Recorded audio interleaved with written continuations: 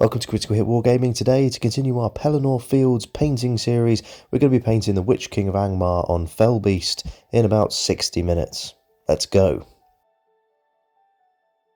To start this model, you're going to need two undercoats. One of them is going to be black and the other one's going to be grey. You don't want to go quite as bright as Grey Seer, but one step down from that, like the Halfords grey I showed in the other video, or Mechanicus Standard Grey if that's all you got. Undercoat the model black first, so all of it, and then you're going to turn it over and you're going to give one sweeping blast of grey underneath, trying to keep the legs covered to save you repainting them. You're then going to do exactly the same thing on the wings. You're going to spray them black, and then you're just going to give a couple of sweeping blasts of grey on the main membranes of the wings. Trust me, it works once we get going, and it saves you using an airbrush. Start with Abaddon Black, and we're going to start fixing and patching up some of the black that's been caught by a little bit of the grey when we've been using it. So anywhere you can see that your grey's kind of splashed onto your model in areas that you didn't intend it to, just cover it up with black again. Once you've worked around the body of the model, you need to make sure that you do the Witch King. Make sure you get underneath his robes, because obviously they'll be covered in grey from where you sprayed underneath the model. And then from there, you're going to move on to the wings themselves, and you need to paint in all of the spines, like the bony bits of the wing, leaving the membrane grey. Here's what your model's going to look like when you finish that step. Your black's going to look nice and strong again. You're going to cover up all of the grey areas that you accidentally spilled onto the black, apart from the bits that you need to leave grey, obviously. And it starts to look really good. It looks like you've used some kind of airbrush sorcery, but you haven't. You've just used two undercoat sprays and done the whole thing in about 35 seconds. Next, grab some Iron Hand steel, and we're going to paint in all of the armour on the Witch King, his sword, well, the hilt of his sword at least, and then we're going to paint in the armour on the Fellbeast's head. Obviously, if you're determined for your Fellbeast to die and you've got the unarmoured version, then you don't need to paint that bit.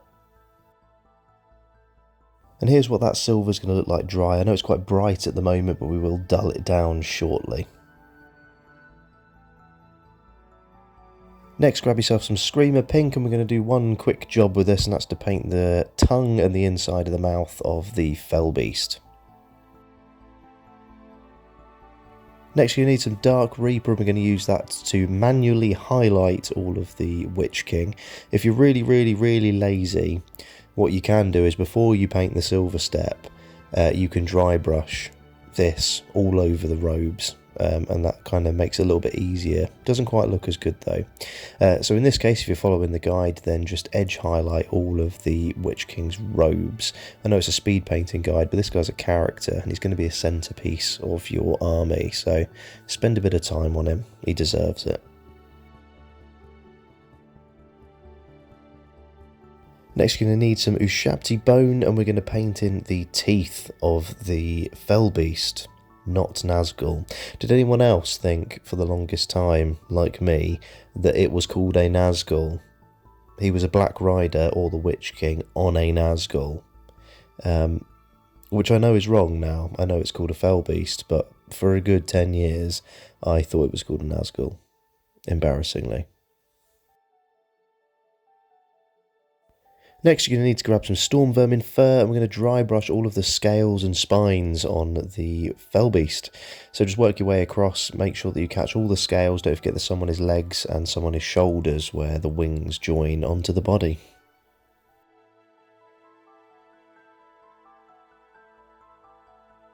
And so here's the model up to this point. We've painted the entire thing, well, at least all of the base paints. We've painted the body, we've got our nice grey undertone thing that we did with the undercoats. We've painted the Witch King's armour, we painted the Fellbeast's head, his teeth and his tongue. We're now going to use Nuln Oil and bring the whole lot together by giving the entire model a very liberal coat. Make sure it's not actually dripping off the model and all over your carpet. But make sure that the whole thing is covered all the same, and that's going to bring all of those colours together and make it look great. And so here's what it looks like when it's all dry. It looks really, really good. That Nuln Oil has made everything look darker and dingier and brought all of those colours together, especially on the wings where we've used the 2 different undercoats. You might get a little bit of pooling on the wings as you saw on the other side there. We can fix that in the next stage when we do a bit of dry brushing, but overall it's looking great. To do the dry brushing phase, you're going to need some Administratum Grey and a large dry brush, or a small one if that's all you've got. We're basically just going to rub it very gently over the wing membranes, and that's going to make all of the little veins that are on the wings, if you look closely, start to stand out quite nicely. Next you need some Corax White, and you're going to need to water it down a little bit and then paint over the entire blade and all the flames of the Witch King's sword. This will of course provide the basis for what we're going to do next, which is to paint in flames and make it look like a fiery flaming sword of doom.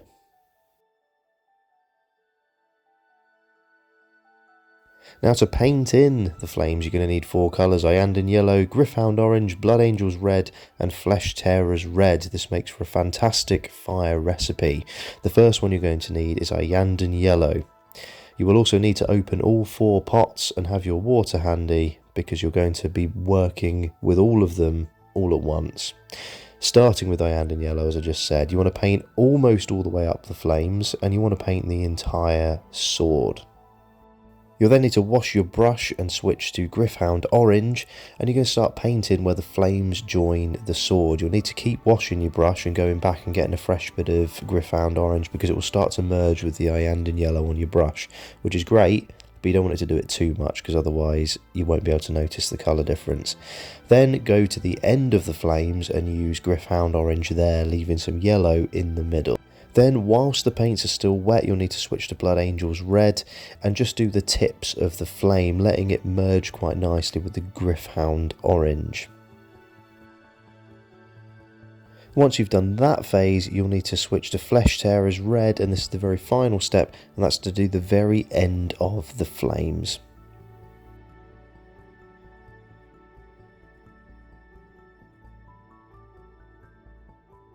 And when it's dry and under proper lighting like it is now, you'll see that it looks really, really good and really, really striking and very realistic as far as miniature flames go. Now, when I came up with this recipe, when contrast paints came out, I thought I was a painting bloody genius.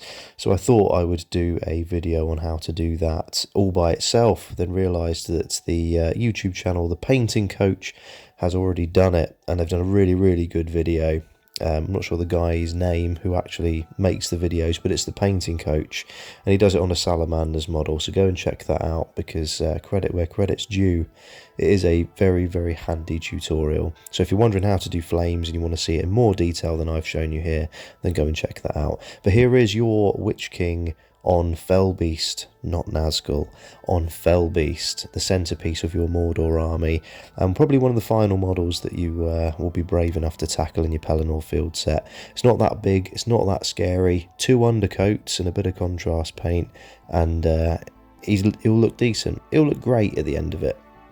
To base it, just watch one of the other videos I've done on Lord of the Rings stuff, because I base them all the same for the Pelennor field set, as should you, because then it looks great on the tabletop. If this has been helpful, like, subscribe, leave comments for other stuff you'd like to see, and I will endeavour to get it done for you. Very lastly, a massive thank you to Iyanden and Megan, who sent me their Witch King of Angmar from their Pelennor field set, because I'd already painted mine, and mine looks wonderful, and I didn't want to paint over it. So they sent me theirs to do. If anyone else has got a model they'd like to donate to the channel for me to paint, for me to then send it back to them, of course, then please do contact me on either Facebook or Instagram, and we can sort something out. Thanks very much for watching.